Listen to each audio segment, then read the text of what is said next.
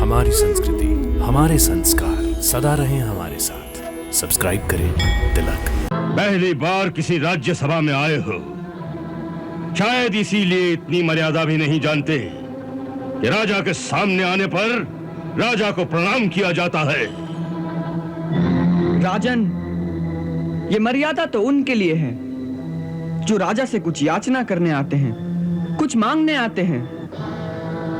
परंतु हमें तो स्वयं आपने अक्रूर जी के हाथ यहां आने का न्योता भेजा था, और फिर मथुरा में प्रवेश करने से पहले हमें आपका राजपत्र भी मिल गया था, जिसमें लिखा था कि मथुरा में हमारा स्वागत है।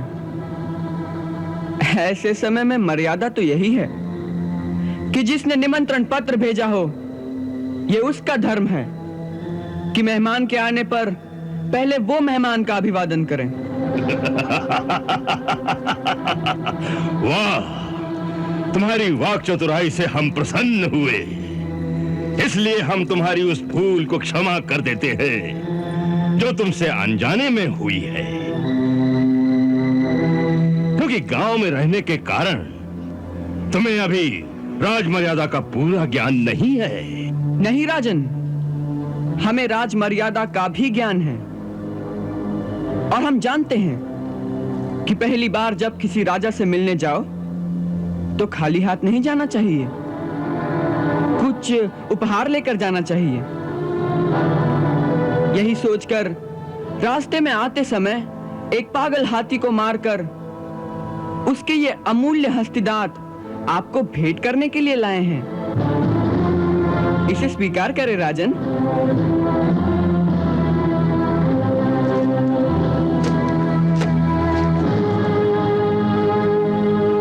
हम चाहते हैं कि आज इस अखाड़े में तुम्हारा मल्ल युद्ध देखा जाए।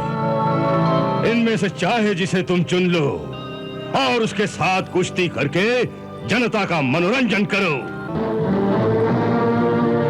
आज तो हम मथुरा का उत्सव देखने आए हैं राजन, कुछ दिखाने नहीं आए। किसी दूसरे अवसर पर आपकी ये इच्छा भी पूरी कर देंगे। इससे अच्छा कोई दूसरा अवसर कब आएगा? देश विदेश से इतने लोग फिर कब इकट्ठा होंगे? आज हम इन सब के सामने मल्ल युद्ध में अपना अपना पराक्रम थोड़ा दिखा दें तो दर्शक लोग कितना आनंद लेंगे। हाँ, यदि हमें देखकर तुम्हें डर लगता हो तो दूसरी बात है। सबके सामने हाथ जोड़कर क्षमा मांग लो, हम तुम्हें छोड़ देंगे। क्या सोच रहे हो लल्ला? ये ग्वालनों के साथ ताली बजा के थिरकने की बात नहीं, वीरों की सभा में मल्ल युद्ध करना है।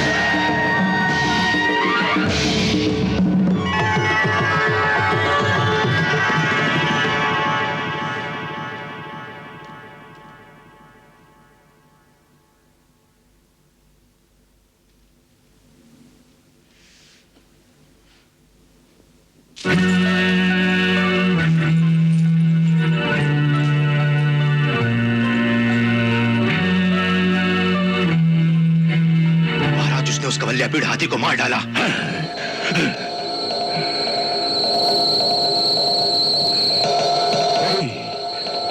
नहीं, ये असंभव है। परंतु ये सत्य है महाराज। तुमने अपनी आंखों से देखा? जी। अब क्या होगा? आप चिंता न करें महाराज, आप चिंता न करें। एक जानवर से बचना आसान है, परंतु वो हमारे इन वीर योद्धाओं से नहीं बच सकता। एक एक योद्धा 100-100 हाथियों का बल रखता है।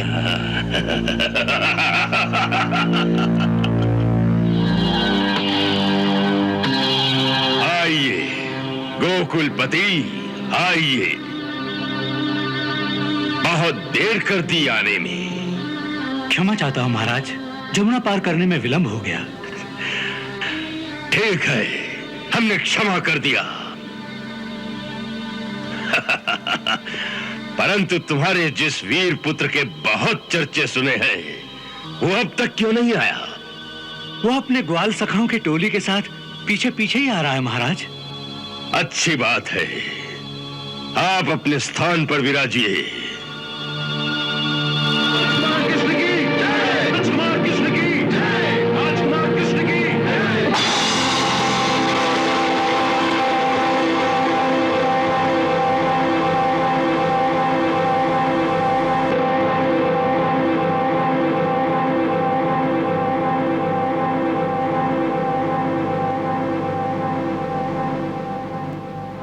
पहली बार किसी राज्यसभा में आए हो, शायद इसीलिए इतनी मर्यादा भी नहीं जानते कि राजा के सामने आने पर राजा को प्रणाम किया जाता है।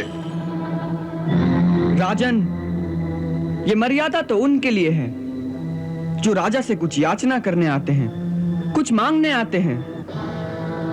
परंतु हमें तो स्वयं आपने अक्रूर जी के हाथ यहां आने का न्योता भेजा था, और फिर मथुरा में प्रवेश करने से पहले हमें आपका राजपत्र भी मिल गया था, जिसमें लिखा था कि मथुरा में हमारा स्वागत है।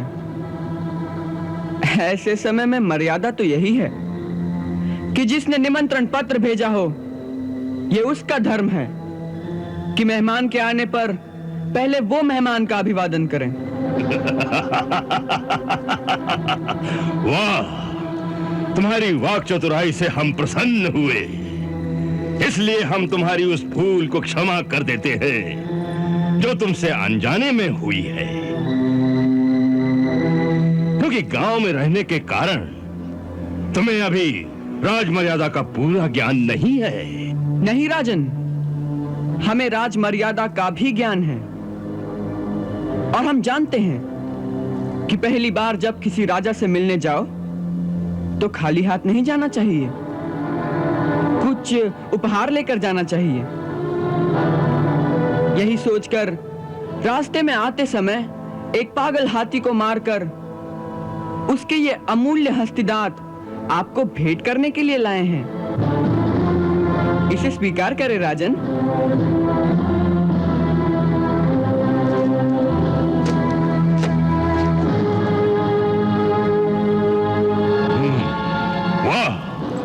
इसे कहते हैं वीरता। वाह, इससे सिद्ध होता है कि हमने आज तक तुम्हारी वीरता के जो किस्से सुने थे वो झूठ नहीं है। हमें गर्व है कि हमारे राज्य में तुम्हारे जैसा एक परमवीर बालक भी है। इसीलिए हमने मथुरा के इस महान उत्सव में आने के लिए तुम्हें निमंत्रण भेजा था, ताकि देश विदेश से आए हुए इन योद्धाओं, वीरों और मथुरा की प्रजा के सामने तुम्हें परमवीर पदवी प्रदान करके तुम्हारा राजकीय सम्मान किया जाए। परंतु उस सम्मान समारोह से पहले हम चाहते हैं, और यहां बैठे हुए सभी लोग अवश्य चाहते होंगे, कि जिसकी वीरता के इतने चर्चे अपने कानों से सुने हैं, उसकी वीरता का एक प्रदर्शन आंखों से भी देखा जाए। इसीलिए हमने अपने और दूसरे राज्यों से भी 4 चोटी के पहलवान बुलवाए हैं। हम चाहते हैं कि आज इस अखाड़े में तुम्हारा मल्ल युद्ध देखा जाए। इनमें से चाहे जिसे तुम चुन लो, और उसके साथ कुश्ती करके जनता का मनोरंजन करो। आज तो हम मथुरा का उत्सव देखने आए हैं राजन, कुछ दिखाने नहीं आए। किसी दूसरे अवसर पर आपकी ये इच्छा भी पूरी कर देंगे। इससे अच्छा कोई दूसरा अवसर कब आएगा? देश विदेश से इतने लोग फिर कब इकट्ठा होंगे? आज हम इन सब के सामने मल्ल युद्ध में अपना अपना पराक्रम थोड़ा दिखा दें तो दर्शक लोग कितना आनंद लेंगे। हाँ, यदि हमें देखकर तुम्हें डर लगता हो तो दूसरी बात है, सबके सामने हाथ जोड़कर क्षमा मांग लो, हम तुम्हें छोड़ देंगे। क्या सोच रहे हो लल्ला? ये ग्वालनों के साथ ताली बजा के थिरकने की बात नहीं, वीरों की सभा में मल्ल युद्ध करना है। ऐसा लगता है मुश्तिक भैया कि ये गोपियों ग्वालों के सामने ही अपना पराक्रम दिखा सकते हैं। ऐसा ही है तो लल्ला, अपनी गोपियों ग्वालों को भी बुला लो, तनिक माखन दूध पिला दे, ताकि मुंह से कुछ बात तो निकले। भय के मारे तुम्हारी तो जीभ ही सूख गई है।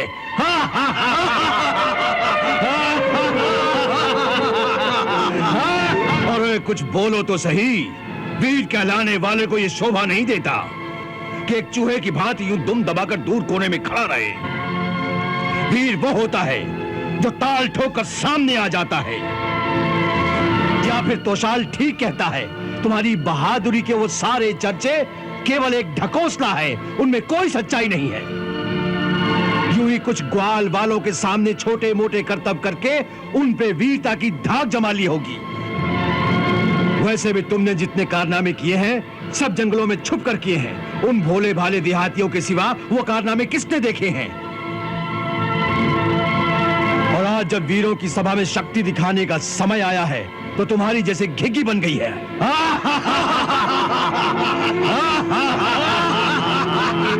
हे मल्ल शिरोमणि, हम मानते हैं कि मल्ल युद्ध की चुनौती मिलने पर एक वीर को अपनी ताल ठोक कर अखाड़े में आ जाना चाहिए, परंतु मल्ल युद्ध के भी कुछ नियम होते हैं। पहला तो यही है कि मल्ल युद्ध हमेशा दो बराबर वालों में होता है। हमारी और आपकी बराबरी कैसे हो सकती है? हम एक छोटे से बालक हैं और आप मल्ल युद्ध विशारद हैं। आपकी विशाल काय के सामने तो हमारा शरीर एक चौथाई भी नहीं है।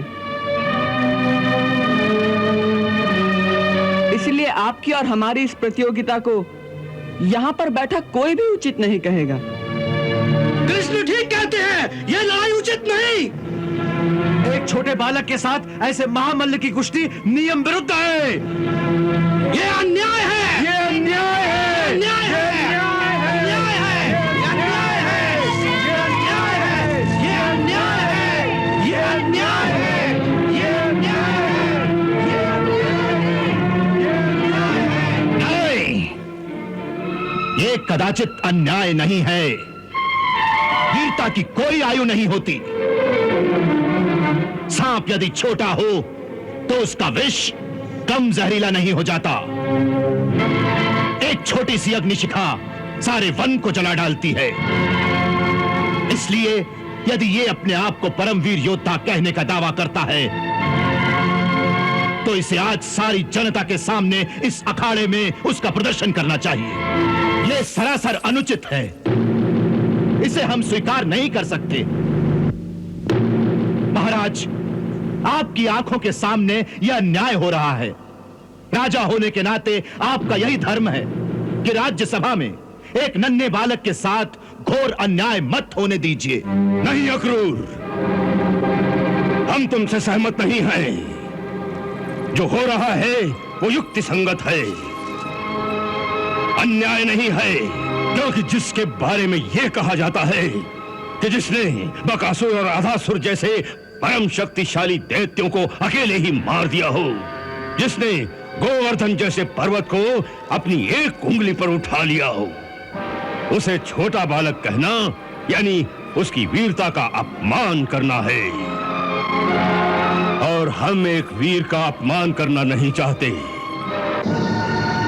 राजा होने के नाते प्रजा के प्रति हमारा कुछ कर्तव्य बनता है कि जिसे हम वीरता की पदवी प्रदान करने जा रहे हैं, प्रजा उसकी वीरता अपनी आंखों से देख ले, ताकि कल कोई ये ना कह सके कि राजा ने अपने किसी सगे रिश्तेदार को सर्वोच्च पदवी प्रदान की।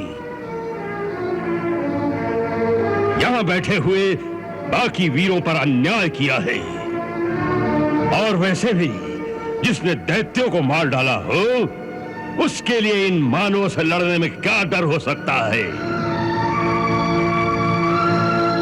इसलिए आप निश्चिंत होकर बैठे रहिए। महाराज कंस, हम निश्चिंत नहीं बैठ सकते, क्योंकि हम देख रहे हैं आपकी समस्त युक्तियों के पीछे कृष्ण की हत्या का षड्यंत्र काम कर रहा है। महाराज कंस, यह अन्याय ही नहीं, अत्याचार भी है, और मैं और मेरे यादव वीर अपने जीते जी यह अत्याचार होने नहीं देंगे। हाँ।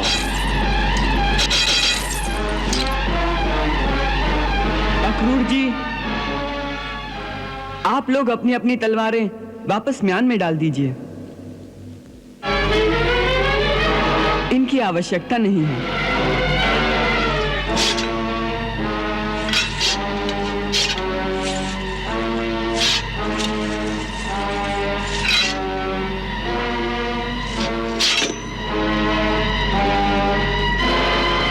हम मथुरा नरेश की बात से सहमत हैं कि प्रजाजनों के मनों को आश्वस्त करने के लिए, उन्हें यह विश्वास दिलाने के लिए कि हम ही वो हैं जिन्होंने उन महान दैत्यों का संहार करके अब तक इस राज्य की रक्षा की है, हमें आज फिर अपना पराक्रम दिखाना ही होगा।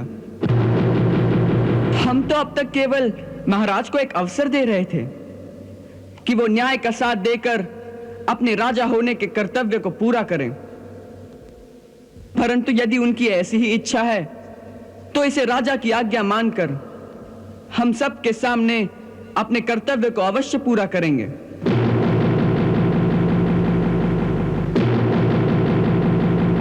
हम इस मल्ल युद्ध के लिए तैयार हैं। आप में से जो चाहे हमसे युद्ध करने आ जाए।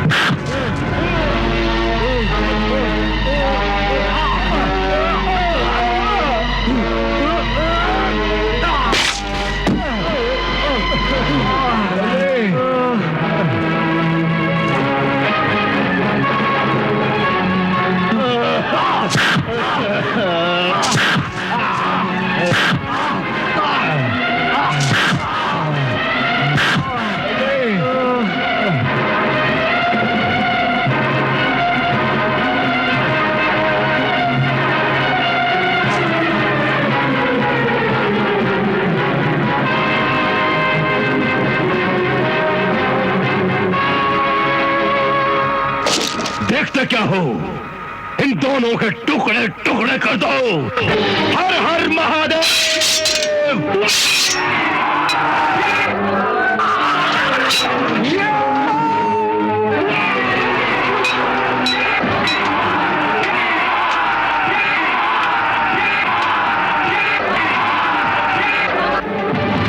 अच्छा हुआ तू स्वयं मेरे सामने आ गया। हम तो सदा से तेरे सामने थे कंस, केवल तुमने हमें पहचाना नहीं। हमने तुझे बार बार अपनी शरण में आने का अवसर प्रदान किया। अब तेरे पापों का घड़ा भर गया है कंस। ये तेरा अंतिम समय है। अब भी फेंक दे अपनी ये खड़ग और हमारी शरण में आ जा। हम तुझे क्षमा कर देंगे कंस, हम तुझे क्षमा कर देंगे।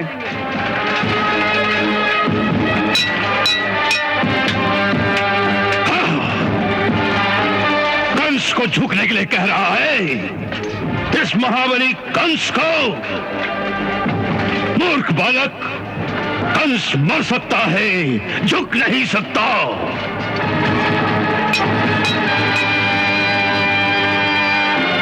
अच्छी बात है, तो अब मृत्यु के लिए तैयार हो जाओ कंस। किसकी मृत्यु? मेरी या तुम्हारी?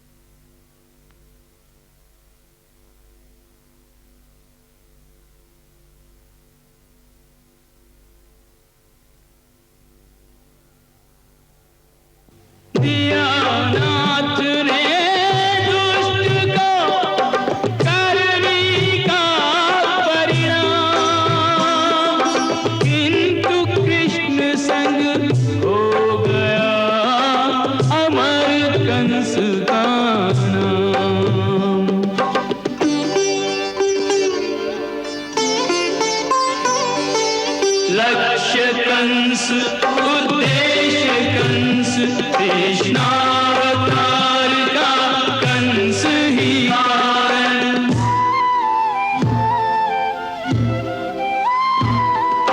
कंस कुमार के प्रभु वर ने किया भूदेवी का कष्ट निवारण।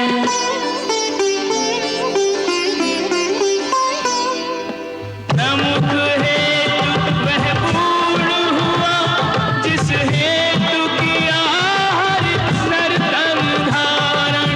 कृष्ण के हाथों सद्गति पाई कंस का भाग्य नहीं साधारण। कंस का भाग्य नहीं साधारण। वैर भाव ही से किया सदा कृष्ण का ध्यान। मिला अंततः कंस को हरि चरणों में स्थान। जय जय कृपा निधान।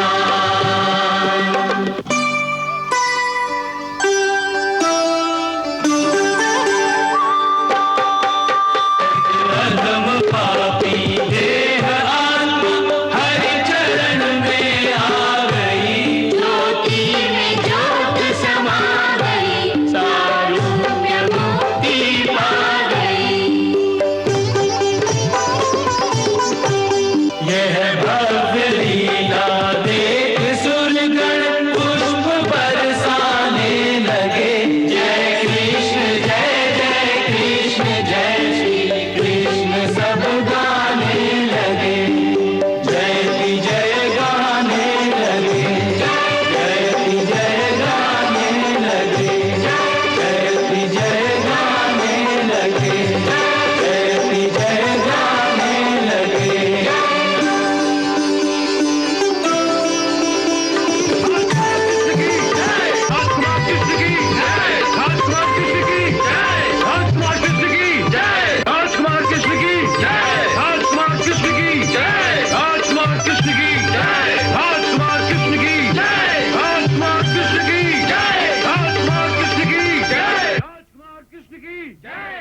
राजकुमार कृष्ण की जय। राजकुमार कृष्ण की जय। राजकुमार कृष्ण की जय। राजकुमार कृष्ण की जय। राजकुमार कृष्ण की जय।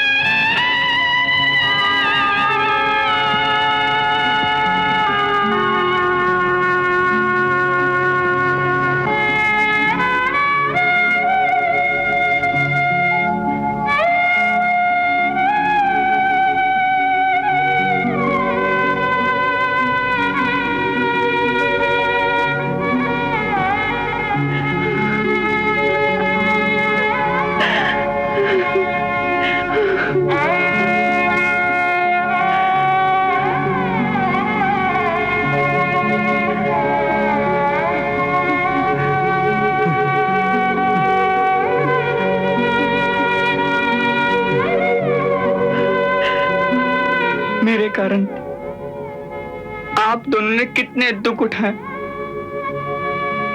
उसके लिए मुझे क्षमा करना मैया, मुझे क्षमा करना पिताश्री।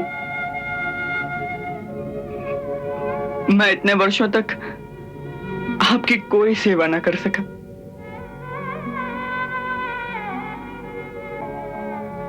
लोग पुत्र पाते हैं तो बाल्यावस्था से लेकर किशोरावस्था तक उसकी बाल लीलाओं का आनंद प्राप्त करते हैं, परंतु मेरी विवशता ने मुझे आपके चरणों से दूर कर दिया था। इसलिए मैं तो आपको वो सुख भी न दे सका। परंतु मैं भी तो तेरे लाड़ प्यार से वंचित रह गया मैया। मेरी भी बहुत हानि हुई है। इसका दोषी मैं हूं पुत्र, हाँ इसका दोषी मैं हूं। मैं ही तुझे इन हाथों से यहां से उठाकर दूसरे स्थान पर छोड़ आया। इसका दोषी मैं हूं पुत्र, मैं हूं। इसमें आपका कोई दोष नहीं। यह तो माया का विधान था, जिसके कारण आपको अपने पुत्र सुख का भी बलिदान करना पड़ा। वास्तव में दोषी तो मैं हूं, जो इतने वर्षों तक अपने पुत्र धर्म को न निभा सका।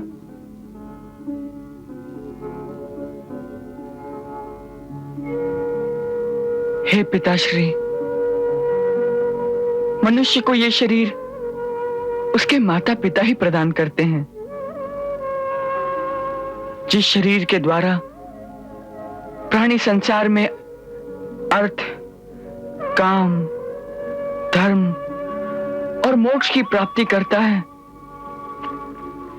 वो शरीर उसके माता पिता की ही देन होता है। सो यदि कोई मनुष्य 100 वर्षों तक भी अपने शरीर और अपने धन से अपने माता पिता की सेवा करता है, तो भी वो उनके इस उपकार के ऋण को नहीं चुका सकता।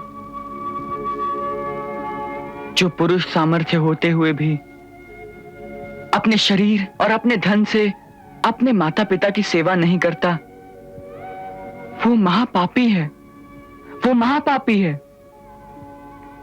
उसके मरने पर यमदूत उसे उसके ही शरीर का मांस खिलाते हैं। शास्त्र कहते हैं कि अपने बूढ़े माता पिता, अपनी पत्नी, अपनी संतान, गुरु ब्राह्मण और शरणागत का जो भरण पोषण नहीं करता, वो मनुष्य तो जीते हुए भी एक मुर्दे के समान होता है। इसीलिए हम कहते हैं कि आपकी सेवा के बिना तो हमारे इतने वर्ष यूं ही व्यर्थ बीत गए।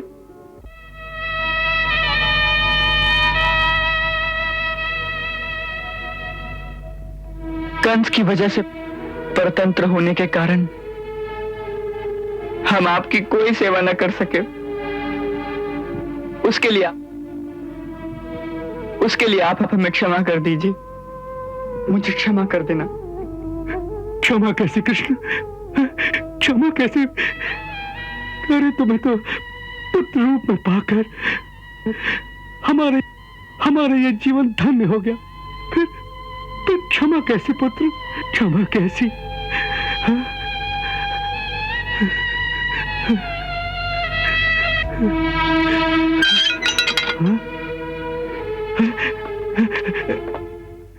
हाँ?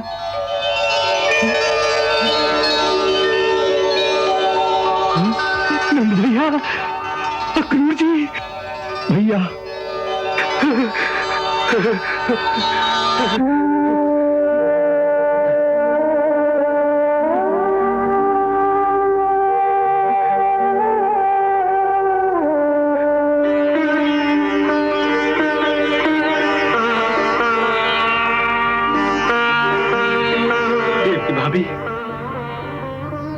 राजकुमार वसुदेव, आज आपकी दोनों धरोहरें आपको सौंप रहा हूं। मुझे केवल इतना कहना है कि यदि इन दोनों के लालन पालन में हमसे कोई भूल हो गई हो तो गांव वाले समझकर हमें क्षमा कर देना। ये आप क्या कह रहे हैं नंद भैया? आपने इनकी रक्षा करके हम पर जो उपकार किया है उसका ऋण हम जीवन भर नहीं उतार सकेंगे। भाभी, आते समय यशोदा ने आपसे एक बात कहने को कहा था कि अपने लाल की केवल एक धाय समझकर उसकी सारी भूलों को क्षमा कर देना। नहीं भैया, यशोदा धाय नहीं है। इतिहास में आने वाले युगों तक लोग यशोदा को ही कृष्ण की असली मां कहेंगे। वही मेरे कृष्ण की असली मां है और सदा रहेगी।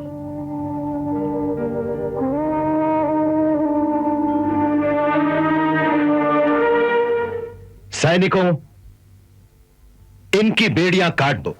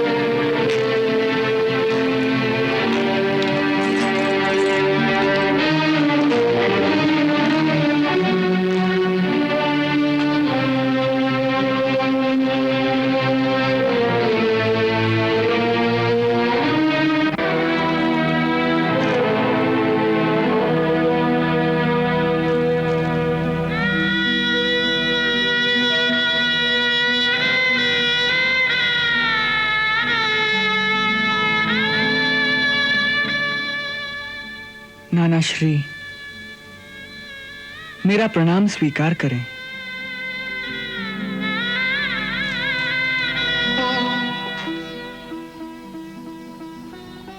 कौन हो तुम? कृष्ण। कृष्ण? कौन कृष्ण? मैं देव की माता और वसुदेव जी का पुत्र कृष्ण।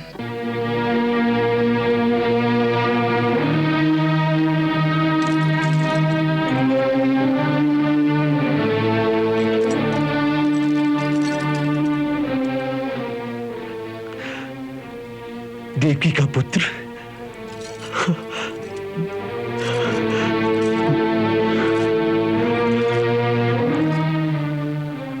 मेरी देवकी का पुत्र?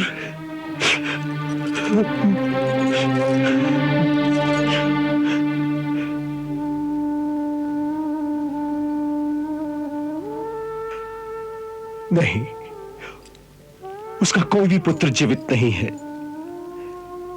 कंस ने एक एक करके उसके सारे पुत्रों को मार डाला,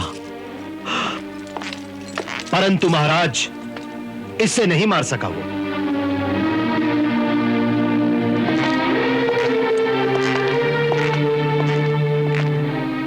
महाराज, यह वही देवकी का 8वां पुत्र है जिसके लिए आकाशवाणी ने कंस को चेतावनी दी थी, और वो भविष्यवाणी आज सत्य हो गई। महाराज, सत्य हो गई। सत्य हो गई? क्या कंस मारा गया? हां महाराज। किसने मारा उसे? राजकुमार कृष्ण ने। कृष्ण ने? क्या कृष्ण ने उसे मार दिया? हां महाराज। नहीं, ये ठीक नहीं हुआ। ये तुमने क्या किया कृष्ण? ये तुमने क्या किया? उसे मारकर तुमने मुझे मेरे अधिकार से वंचित कर दिया। उसे मृत्युदंड देने का अधिकार केवल मेरा था, मेरा। ऐसे महापापी को जन्म देने का जो पाप मैंने किया था, उसका प्रायश्चित यही था कि मैं अपने हाथों से उसकी हत्या कर देता। इसी संकल्प को लेकर तो मैं इतने वर्ष इस घोर अंधकार में जीता रहा हूं। फिर तुमने मुझे अपने हाथों से मारने का अवसर क्यों नहीं दिया?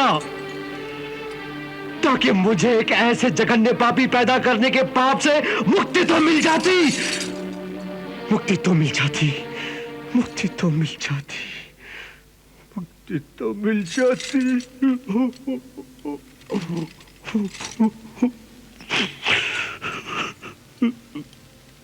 नाना श्री, वास्तव में वो आप ही का मनोबल था नाना श्री, जिसकी शक्ति के कारण मैं उसे मार सका। वरना मैं एक छोटा सा बालक, मुझ में इतनी शक्ति कहां थी नाना श्री?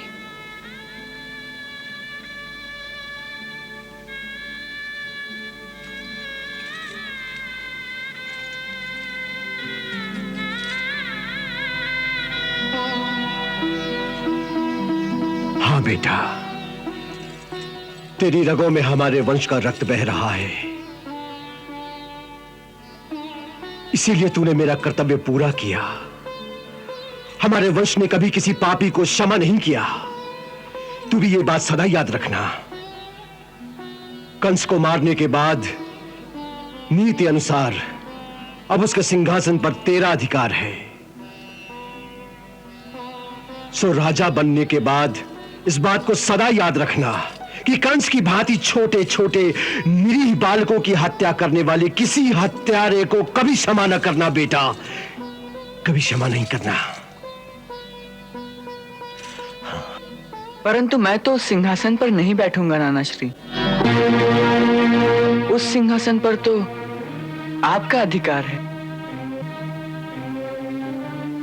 मथुरा के राजा महाराज उग्रसेन थे, हैं, और महाराज उग्रसेन ही मथुरा के राजा रहेंगे। हम तो केवल दासों की भांति आपकी सेवा करते रहेंगे महाराज।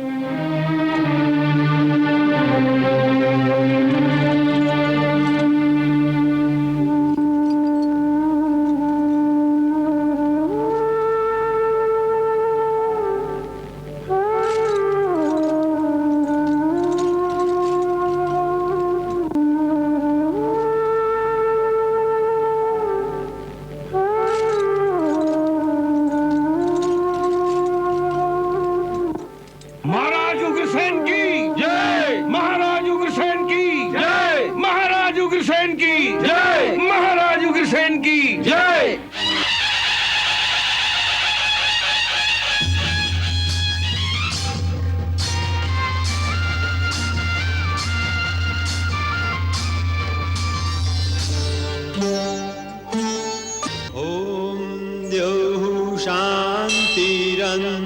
शान्तिरन्तरिक्षगुं शान्ति पृथिवी शान्तिरापः शान्तिरोषधयः शान्तिः वनस्पतयः शान्तिर्विश्वे देवाः शान्तिर्ब्रह्म शान्ति सर्वज्ञं शान्ति शान्तिरेव शान्ति सामा शान्तिरेधि ॐ शान्ति शान्ति शान्ति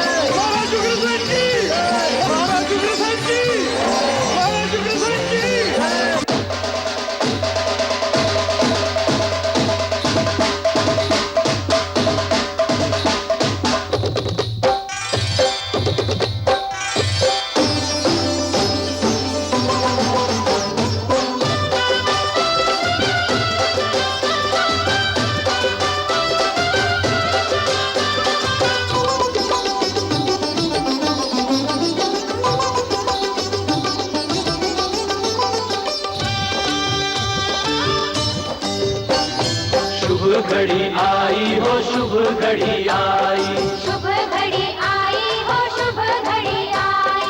धर्म ने अधर्म पे, सत्य ने असत्य पे, धर्म ने अधर्म पे, सत्य ने असत्य पे, कृष्ण जी ने कंस पे विजय पाई।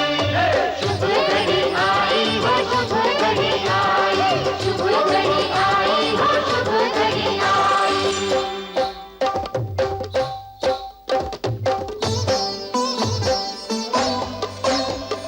उग्रसेन महाराज देखो कितन कृपा दे आज, पालियो अपनों को राज बोलो कृष्ण की जय, पालियो अपनों को राज बोलो कृष्ण की जय। अभय किए तिहुनाथ काटे कंटक ने कोक, देकर कृष्ण चरण में धोख बोलो कृष्ण की जय, देकर कृष्ण चरण में धोख बोलो कृष्ण की जय। शुभ घड़ी आई हो शुभ घड़ी आई, शुभ घड़ी आई हो शुभ घड़ी आई।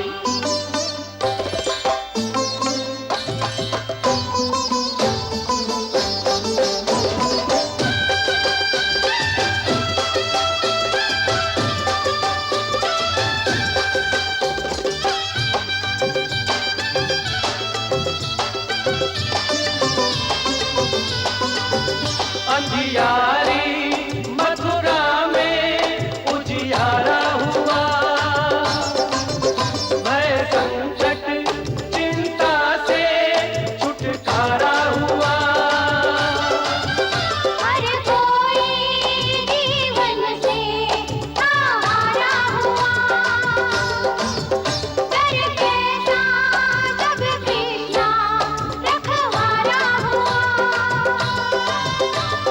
तारनहार यही तारनहार है, यही बैरी कंस का मारनहार है। तारनहार यही तारनहार है, यही बैरी कंस का मारनहार है। घुंघरू बोले छम छम, ढोल बजे ढम ढम,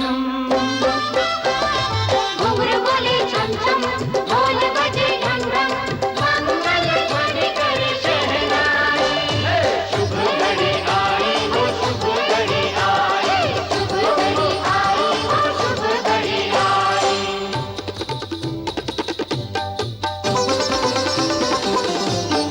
अत्याचारी के संग अत्याचार गया, पापी के संग पापों का संसार गया। सुंदर मुनि प्रिय भक्तों के रखवारे हैं, इन चरणों में कोटिक नमन हमारे हैं।